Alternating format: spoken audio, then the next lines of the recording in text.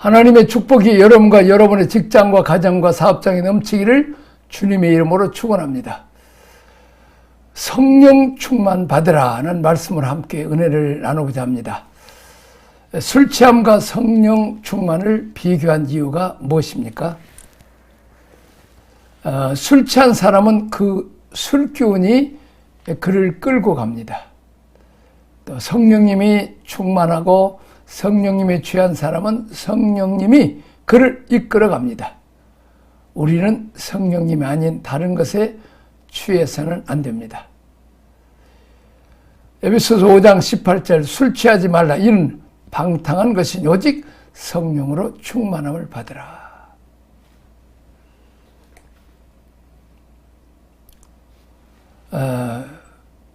자, 우리 애들이 다른 것에 취해 있어요. 뭐 인터넷에 취해 있고 또 뭐 여러 가지 게임, 놀이에 이런 것들에 많이 취해 있잖아요. 그리고 그걸 뭐 그냥 지네 방에 쏙 들어가가지고 그냥 아주 거기에 몰두하는 애들이 뭐 우리 이 집이나 저 집이나 다 있잖아요. 책은 싫어하고 그런 것만 보고. 자, 로마 시대에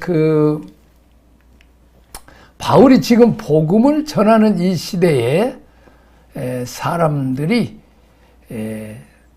술에 취해 있었다는 것입니다.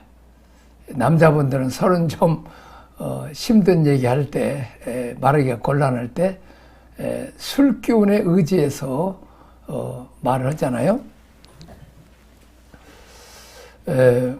그러니까 술기운이 나를 끌고 가도록 이렇게 한다는 거죠. 이게 좋은 비유를 바울이 든 것입니다. 너는 술기운을 의해서 끌려다니는 인생을 살지 말고 성령님에게 끌려가는 인생을 살아야 된다. 그 말입니다. 성령에 취하려면 어떻게 해야 됩니까?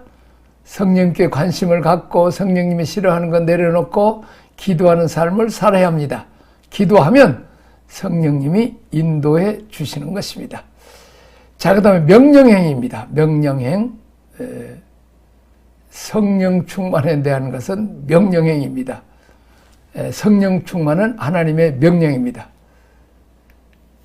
오직 성령의 충만을 받으라는 문법적으로 명령형이며 현재형이고 수동태입니다. 성령 충만은 무조건 받아야 하는 하나님의 명령입니다. 전에 우리는 더러운 것에 취했고 악한 것, 죽음에 이르는 것에 취해서 살았습니다.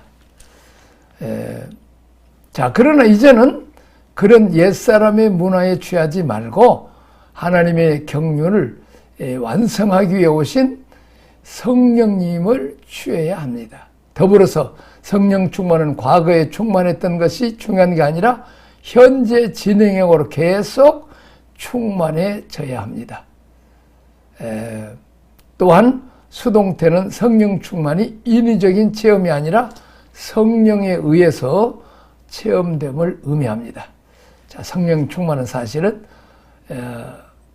성령님은 예수님의 영이잖아요. 그러니까 예수님을 나의 왕 나의 주님으로 섬겨야 되는 거죠.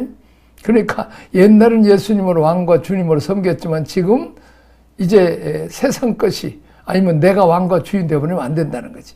그래서 성령님은 늘 현재 형태로 계속 충만한 상태로 유지해서 결과적으로 예수님이 나의 왕, 나의 주님이 되어서 내 마음이 하나님 나라를 이루어야 된다는 것입니다.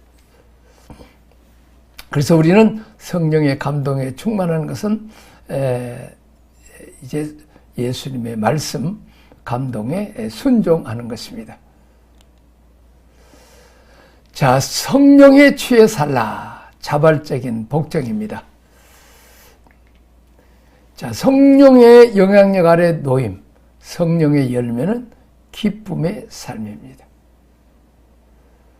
요한계시록 22장 17절에 성령과 신부가 말씀하시기를 오라 하시도다. 듣는 자도 오라 할 것이요 목마른 자도 올 것이요 또 원하는 자는 값없이 생수를 받으리라 하시도다. 여러분, 종말의 때가 되면 중요한 이게 원리입니다.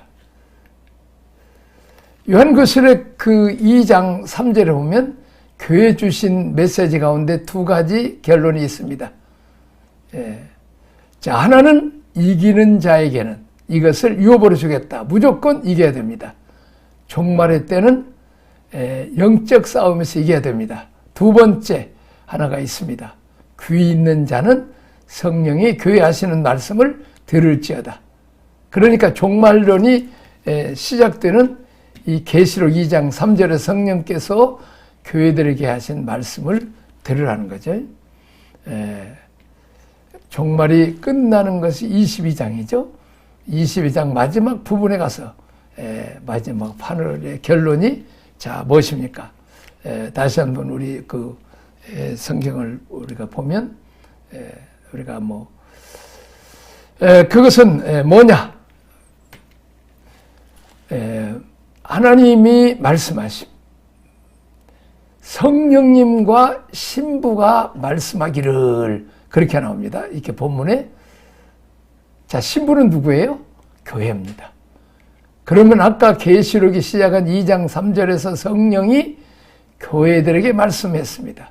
그런데 이제는 성령과 신부가 신부의 수준이 지금 누구의 수준까지 올라갔어요? 성령님의 수준과 같아진 것입니다. 이게 성장입니다. 어떤 집에 보면 나이 어린 신부가 있어요. 처음에는 아기 같고 뭐 이렇게 동생 같다가 이제 성숙한 어른인 남편 이렇게 가다 보면 많이 배우고 닮아가게 되죠. 그러면 나중에 오빠 하다가 이제는 여보 당신이 되면서 남편의 마음을 다 아는 그런 신부. 자, 마찬가지로 우리가 성령의 인도를 자꾸 받다 보면 나중에는 성령께서 무슨 말씀을 하시든지 어디로 가라고 하실지를 내가 이미 짐작해서 알 수 있어요. 그게 부부간인 것처럼 너무 오랫동안 성령님과 같이 살았기 때문에 성령님의 음성을 너무 많이 들었기 때문에 이제 성령님과 교회가 같은 수준, 신부인 교회가 같은 수준으로 올라간다는 것입니다. 성령이 교회에게 하신 말씀을 들으실 때 성령과 신부가 말씀하시기를 이건 엄청난 변화가 나타난 것이죠. 그래서 교회가 중요합니다. 우리 교회가 선포되는 교회 가운데 선포되는 이 메시지가 이 시대 가운데 어떤 메시지를 주고 있느냐는 거예요. 내가 사업적인 어려움이 일고 있고 건강의 위기를 겪고 가족 가운데 갈등 구조를 겪고 있는 나에게 교회가 주는 메시지가 성령님의 음성과 같으냐를 봐야 하는 것입니다. 근데 어떤 사람들은 설교 들을 때 꼭 목사님은 그냥 우리 집 사정을 다 아는 것 같이 말씀하신다고. 그래서 찔림을 감동받고 고치고 이렇게 하는 사람이 있는가 하면 목사님 오늘 또 그냥 우리 집 안에 그냥 사정을 다 알아갖고 그냥 다 뒤집었고 이렇게 책망한다고 그렇게 시험 드는 사람도 있어요. 그렇습니다. 말씀이라는 것은 심령골수를 쪼개는 거니까 다시 말하면 이 고름진 것을 수술하는 거죠. 적어도 성숙한 수준의 메시지는 성령님과 신부가 같이 말한다는 거죠. 그러니까 교회가 말하는 것이나 신부인 성령님이 말씀하시는 거나 교회가 말씀은 같다는 거죠. 교회의 메시지와 성령님의 메시지가 같다는 겁니다. 이게 성장입니다. 우리가 성령님 음성을 듣고 계속 인도받을 뿐만 아니라 후일에는 성령님과 교감하는 교통하는 수준까지 되는 것입니다. 자, 예를 하나 드리겠습니다. 어떤 목사님이 지금 멀리 선교 여행을 갔습니다. 근데 외국에 갔는데 거기는 그냥 아주 문자도 안 되고 그냥 핸드폰도 안 틀어지는 전화도 안 되는 근데 그 교회 안에 지금 이 장로님들 교회 안에 중요한 문제가 생겨서 이제 장로님들이 이제 결정을 해야 될 일이 있었어요. 근데 장로님들 회의하면서 우리가 목사님과 함께 당회장 목사님과 함께 20년 동안 이렇게 함께 이렇게 교회를 인도해 왔는데 목사님 생각은 이런 때는 어떻게 결정했을까? 그전에도 보면 나도 이렇게 결정했으면 좋겠다 생각했는데 목사님은 이미 이렇게 합시다. 또 우리가 이렇게 하자면 이 목사님 나도 그렇게 생각한다. 그렇게 해서 목사님 생각이나 장로님의 생각이 같았던 거예요. 그래서 이제 그 당회장 목사님이 이제 선교 마치고 돌아오는데 장로님들이 목사님 교회 여러 가지 중요한 결정 사항이 있는데 우리가 목사님 같았으면 이렇게 결정했을 거다 생각하고 이렇게 결정했는데 목사님 생각이 때 아이고 장로님들 잘 내 생각이나 내가 있어도 그렇게 결정했을 거라. 지금 우리가 성령님과 같이 걸어갑니다. 이 광야의 삶을 산다는 게 단순히 그냥 고난당하고 깨지고 그냥 또 우리에게서 불순물을 제거하고 연단을 받고 정금처럼 되고 하나님의 취향, 하나님의 뜻대로 살고 전에는 내가 충동을 따라 살았고 감정 따라 술 취했고 세상의 이끌에 따랐지만 이제는 내가 성령님을 따라가다 보니까 이제는 내가 주의 뜻이 무엇인지 분별하게 된다는 거죠. 성령과 교회가 말씀하시기를 교회 수준이 성령님의 수준과 같아진다는 것입니다. 우리는 말씀 사역자들의 위치에 있습니다. 이제 우리가 성령님과 같은 생각, 이런 삶을 살게 되기를 바랍니다. 자, 술에 취하는 것은 술기운에 산다고 말하는 것처럼 성령에 취하라는 것은 성령님의 기운으로 살라는 것입니다. 것을 의미합니다. 자, 충만하던 것에 그 가로의 기운으로 감화로 산다는 말이죠. 충만하다. 성령이 감동하는 따라. 그렇습니다.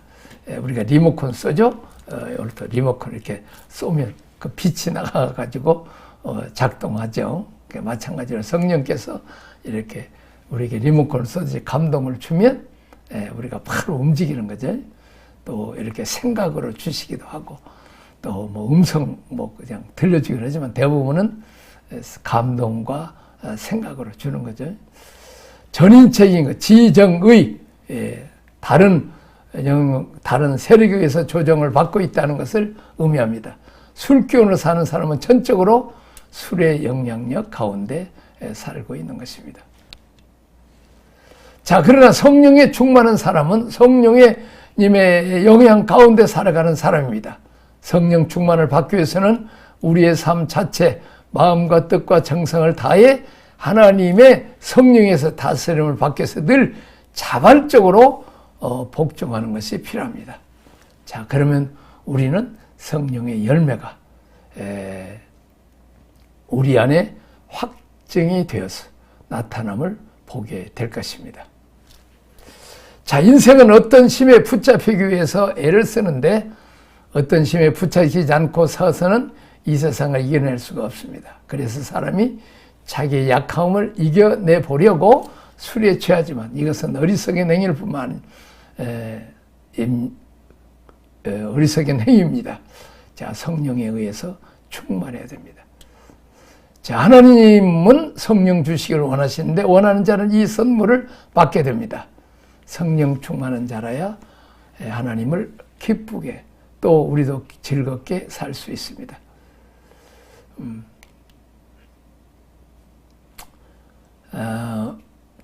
질문 보겠습니다. 성령에 취해 있으면 세상에 취할 수밖에 없습니다. 나는 무엇에 취해 삽니까? 돈이나 명예나 또 권세나 또 술이나 뭐 또 여러 가지 뭐 음란한 것에 취해서 또 뭐 인터넷이나 요즘 취할 것 많죠. 성령 충만한 삶의 열매는 자동입니다. 성령 충만한 이 풍성한 열매를 제공하면 내게 어떤 열매들이 있습니까? 하나님 사랑하고 이웃 사랑하죠. 또 항상 기뻐할 수 있습니다. 또 범사에 감사할 수 있고요. 또 뭐 화평, 또 화목합니다. 내가 양보하고 져주는 거죠. 또 충성하고 또 온유하고 겸손할 수 있습니다. 또 이제 우리가 힘은 절제에서 나오죠. 돈을 절제해야 남을 도와줄 수도 있는 거죠.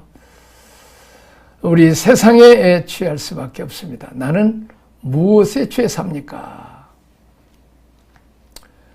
아까 지금 그 갈라디아서 5장 22절 오직 성령의 열매는 사랑과 희락과 화평과 오래 참과 자비와 양성과 충성과 온유의 절제는 이 같은 것을 그것을 금할 법이 없느니라. 이렇게 철저하게 순종하면 이렇게 사랑, 열매, 희락의 열매, 화평의 열매, 오래 참, 그전에는 못 참았는데 막 성질나고 그랬는데 성령님 함께 해주시면 잘 참아집니다. 또 남에게 불쌍한 사람 보면 자비, 선을 베풀죠. 그리고 맡은 일에 충성하게 됩니다. 온유하게 철저히. 그런 법을 다 금할 수 없고 다 지킬 수 있게 된다는 거죠.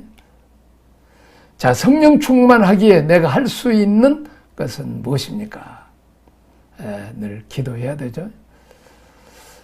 내가 또 너희에게 이르노니 구하라 그러면 너희가 주실 것이요 찾으라 그러면 찾을 것이요 문을 두드리라 그러면 너희에게 열릴 것이니 구하는 이마다 받을 것이요 찾는 이는 찾을 것이요 두드리는 이에게는 열릴 것이니라. 너희 중에 아버지 된 자로서 누가 아들이 생선을 달라 하면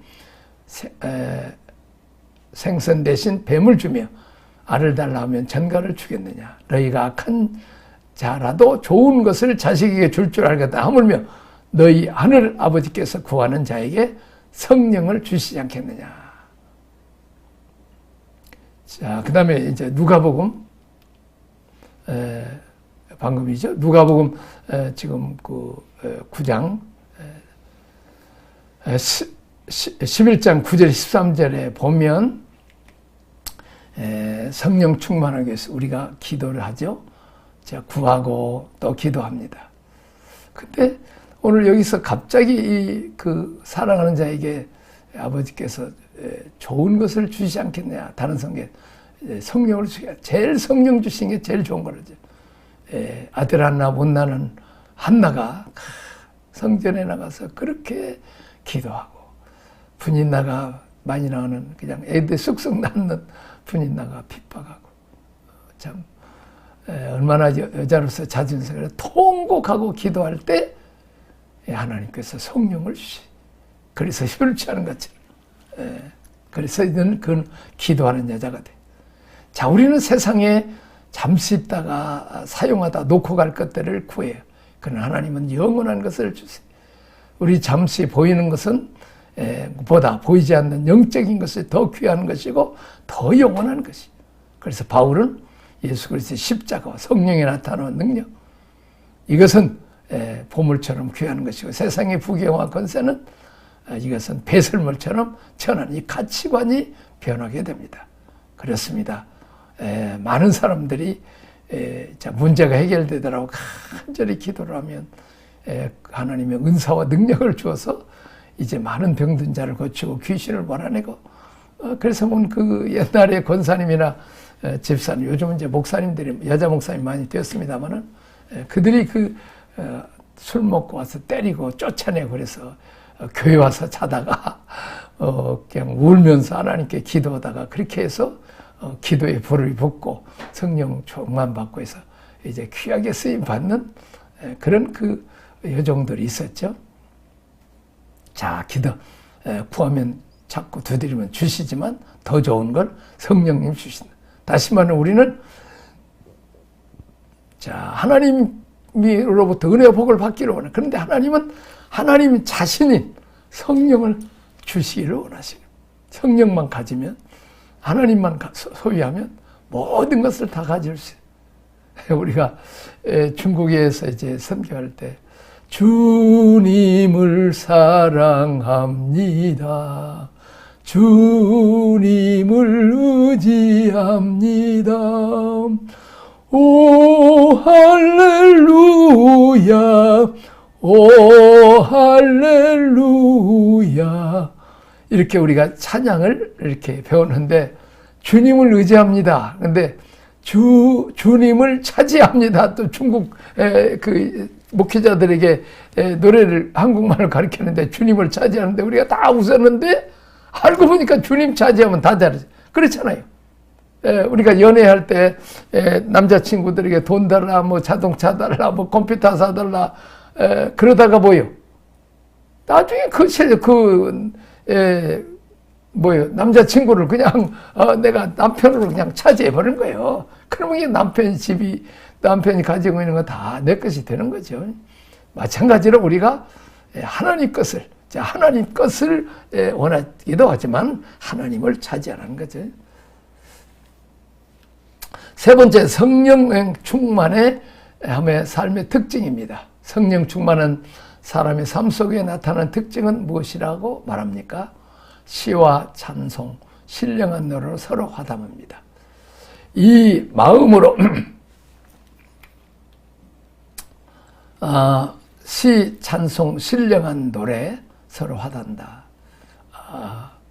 우리가 시편, 또 찬송가, 신령한 노래, 복음성가, 또 이렇게 바라는 사람도 있지만 또 이제 방언이 터지고 그러면 또 신령한 노래가 나옵니다.